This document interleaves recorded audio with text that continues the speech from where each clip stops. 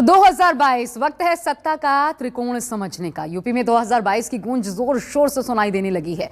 BJP समेत तमाम सियासी पार्टियां नफे नुकसान का जोड़ घटाव कर रही हैं। कोई गठबंधन की आस में है, कोई जाति धर्म का समीकरण तलाश रहा है, लेकिन बीजेपी 2022 के अखाड़े में हिंदुत्व और राम मंदिर का मुद्दा लेकर उतरने वाली है।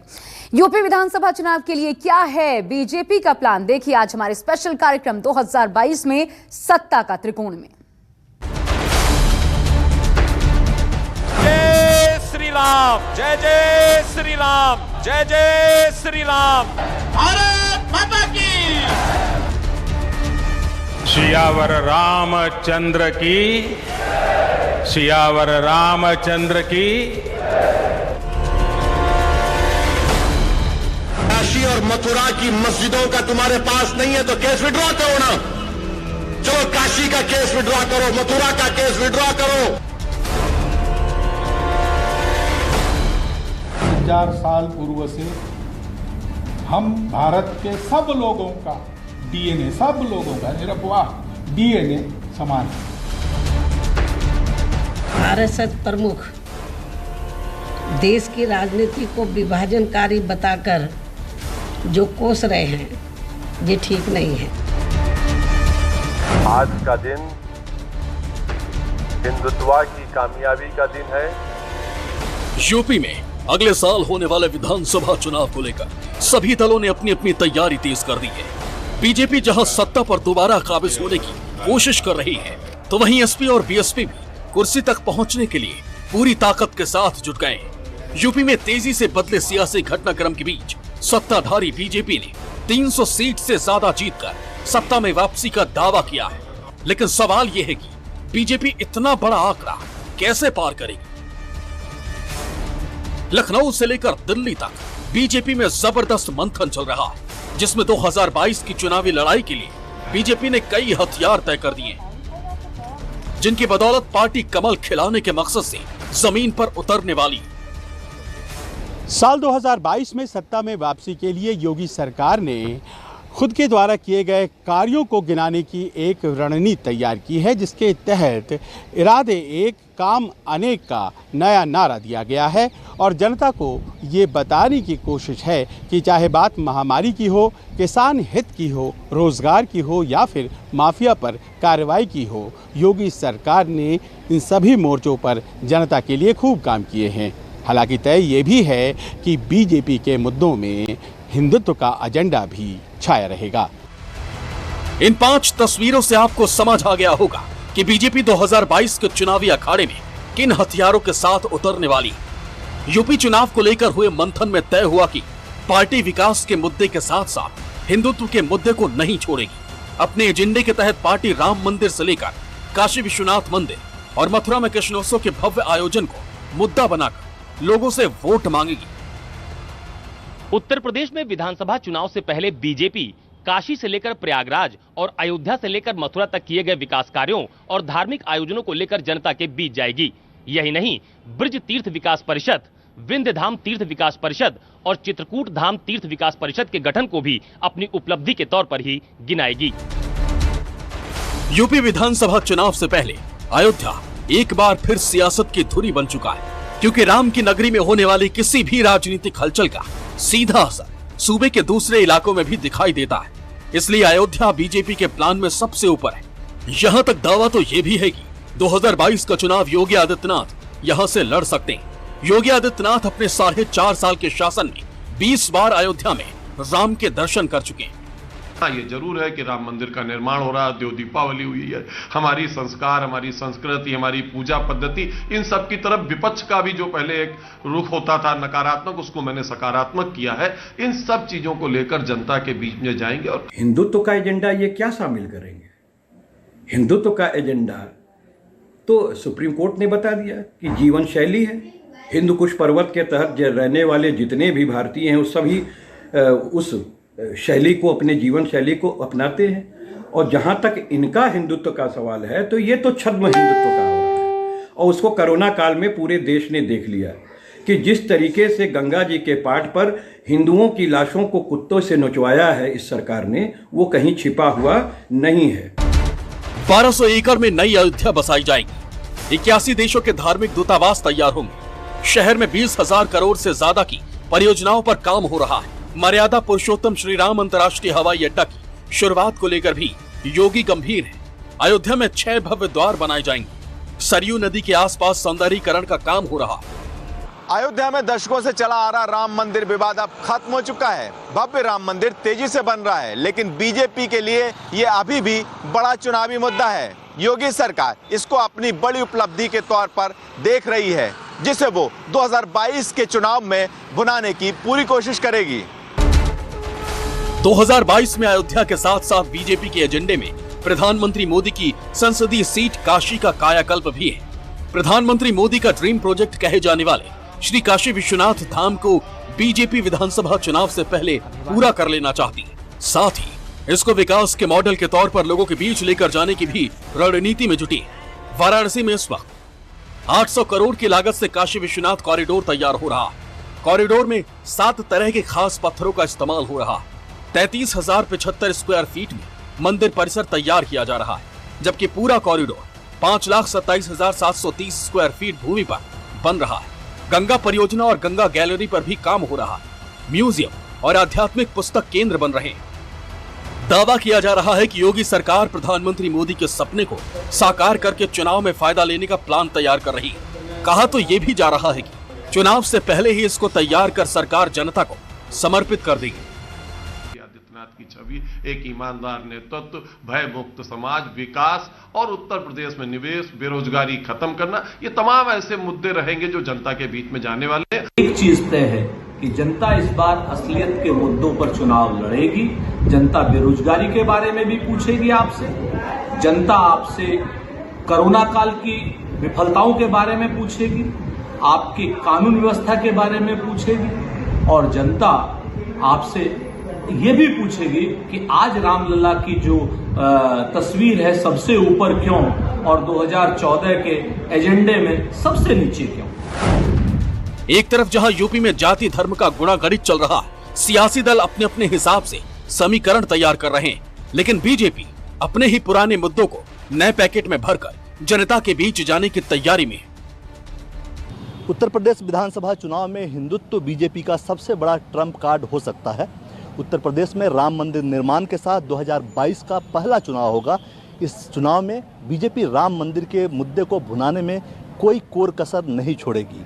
अगर पार्टी हिंदुत्व के एजेंडे पे चलने की रणनीति तय करती है तो ऐसे में बीजेपी का सबसे बड़ा चेहरा उत्तर प्रदेश में योगी आदित्यनाथ ही हो सकते हैं।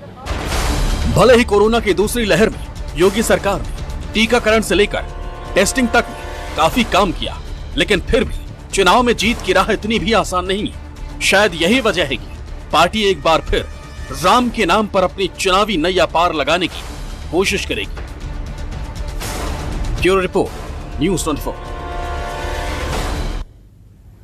अयोध्या और काशी के अलावा बीजेपी के पिटारे में मथुरा और प्रयागराज भी है।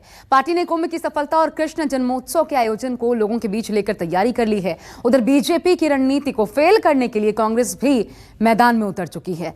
प्रियंका गांधी के पिछले दिनों यूपी दौरे से पता चलता है कि पार्टी सॉफ्ट हिंदुत्व के मुद्दे पर लोगों के बीच इस बार जा सकती है। भारतीय जनता पार्टी चाहती है कि उसी स्थान पर जल्द से जल्द भव्य राम मंदिर का निर्माण हो।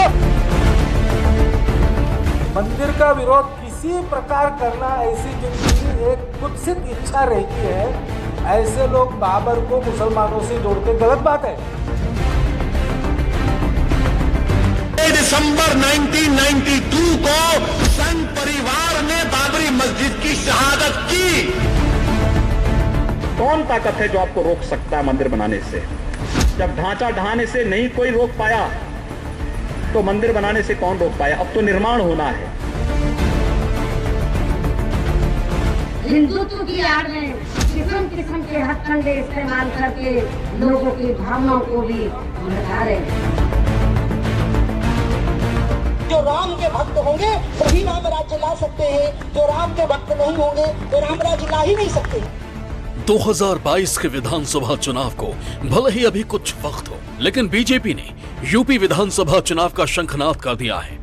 पार्टी ने साफ कर दिया है कि विपक्ष भले ही जाति, धर्म और दूसरे मुद्दों को सियासत को बुलंद करता रहे, वो अपने दशकों पुराने मुद्दे को और धारदार तरीके से आम लोगों के बीच लेकर जाएगी। बीजेपी के मंथन में तय हुआ कि पार्टी राम मंदिर और अयोध्या में विकास के साथ साथ मथुरा और प्रयागराज को भी वोट युद्ध में हथियार बनाएगी। पार्टी विकास के साथ साथ हिंदुत्व के अपने पुराने मुद्दे को धार देकर जनता के बीच परोसेगी।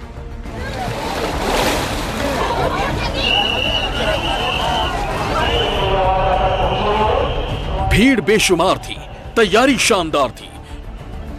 प्रयागराज संगम में करोड़ों की डुबकी जयघोष कर रही थी कि हिंदू और हिंदुत्व में आस्था की ध्वजा पुरजोर थी। उस वक्त की योगी सरकार की ये सफलता की गूंज 2022 में भी सुनाई देने वाली है। 2019 में प्रयागराज में भव्य कुंभ का आयोजन हुआ था, जिसमें 12 करोड़ से ज्यादा श्रद्धालुओं ने आस्था की डुबकी लगाई थी। उस वक्त कुंभ में 4 विश्व रिकॉर्ड बन गए थे। लोगों के आने जाने और रहने के लिए शानदार व्यवस्था की गई थी। कुंभ मेले के आयोजन से पहले ही योगी सरकार ने इलाहाबाद का नाम प्रयागराज कर दिया था। अब बीजेपी नेता योगी सरकार के इन शानदार कामों को जनता के बीच उपलब्धियों की तरह रखने वाले हैं। जनता के बीच में हमारा नेतृत्व, स्वयं योगी जी जनता के बीच में गए कोरोना के बाद में। हम इस सब के आधार पर जो विकास योजनाएं हैं, जो हमारी सोच है, जो सरकार की योजनाएं नीचे जनता तक पहुंची हैं, इस आधार पर चुनाव लड़ने जाएंगे। जो क्षेत्र में कार्य हुए, हमारे सांसदों, हमारे विधायकों, हमारा कैडर, हमारे प्रदेश अध्यक्षों, सब उस कार्यों को लेकर जनता के बीच में जाएंगे। उस आधार पर चुनाव लगे। हाँ, ये जरूर है कि राम मंदिर का निर्माण हो रहा है, देव दीपावली हुई है, हमारी संस्कार, हमारी संस्कृति, हमारी पूजा पद्धति, इन सब की तरफ विपक्ष का भी जो पहले एक रुख होता था नकारात्मक, उसको मैंने सकारात्मक किया है। इन सब चीजों को लेकर जनता। जहां तक काशी विश्वनाथ के विकास और गंगा यात्रा का आयोजन है, तो हम तो ये कह रहे हैं कि विकास तो सभी का है ना। विकास तो ये कहते हैं कि सबका साथ, सबका विकास, सबका विश्वास। तो बार बार ये मंदिरों के सहारे और छद्म हिंदुत्ववाद के सहारे, छद्म राजवाद के सहारे क्यों जाते हैं? जनता अपने विकास से मायने रखती है। इस प्रदेश की खुशहाली जनता के विकास पे निर्भर करती है। इस प्रदेश की खुशहाली से देश का खुशहाली निर्भर करता है। अयोध्या की तरह ही योगी सरकार कृष्ण की नगरी मथुरा का भी कायाकल्प करने में जुट चुकी है। वृंदावन को बड़े तीर्थ स्थान के रूप में विकसित करने के लिए खाका तैयार हो चुका है, जिसके लिए 411 करोड़ रुपए की योजनाओं का शिलान्यास भी हो चुका है। साथ ही योगी सरकार ने ब्रज क्षेत्र के विकास के लिए तीर्थ विकास परिषद का गठन कर दिया। इसके अलावा मथुरा में भव्य कृष्णोत्सव और बरसाना में भव्य रंग उत्सव का आयोजन को भी सरकार ने अपनी उपलब्धि में शामिल किया है, जिसका चुनाव के वक्त प्रचार में बेहतरीन तरीके से इस्तेमाल किया जाएगा। योगी आदित्यनाथ की छवि, एक ईमानदार नेतृत्व, भय मुक्त समाज, विकास और उत्तर प्रदेश में निवेश, बेरोजगारी खत्म करना, ये तमाम ऐसे मुद्दे रहेंगे जो जनता के बीच में जाने वाले हैं। अगर सत्ता में वापसी के लिए योगी आदित्यनाथ जी और उनकी सरकार अपना काम गिनाना चाहती हैं, तो यही तो विपक्ष चाहता है कि सारी लड़ाई विकास के नाम पर होनी चाहिए और बिल्कुल विकास की बात होनी चाहिए, क्योंकि इनके संकल्प पत्र का 1 से लेकर के 212 तक का एक भी वायदा पूरा नहीं हुआ है। और हम लोग तो स्वयं इन्हीं के संकल्प पत्र को लेकर के जाएंगे, क्योंकि जिस राम राज्य का इन्होंने वादा किया था उसको तो इन्होंने मदिरा राज में बदल दिया, गुंडा राज में बदल दिया, जंगल राज में बदल दिया। 2022 में बीजेपी को एक बार फिर हिंदुत्व के मुद्दे पर लौटते हुए देख कांग्रेस ने भी अपनी रणनीति में बदलाव किया है। कांग्रेस महासचिव प्रियंका गांधी अभी से मंदिरों और धर्म स्थानों में जा रही हैं। बीजेपी के हिंदुत्व को जवाब देने के लिए कांग्रेस भी सॉफ्ट हिंदुत्व की राह पर चल पड़ी है। अपने इसी एजेंडे को मुकाम तक पहुंचाने के लिए प्रियंका गांधी ने बीते दिनों सहारनपुर में शाकंभरी देवी के दर्शन किए, फिर संगम में स्नान किया और वृंदावन में बांके बिहारी जैसे मठ मंदिरों में पूजा अर्चना भी की। साफ है 2022 का विधानसभा चुनाव भी बड़ा दिलचस्प होने वाला है। बीजेपी ने तो अभी से अपनी रूपरेखा तैयार कर दी है। ऐसे में देखना यह है कि बाकी दल बीजेपी को घेरने के लिए क्या रणनीति तैयार करते हैं। Bureau report, news 24। नमस्कार, मैं हूं मानक गुप्ता। अगर आपको हमारा ये वीडियो पसंद आया हो तो इसे लाइक और शेयर जरूर करें और हां, हमें सब्सक्राइब और फॉलो करना ना भूलें ताकि आप देश और दुनिया की कोई खबर मिस ना करें। तो जुड़े रहिए हमारे साथ और देखते रहिए न्यूज़ 24।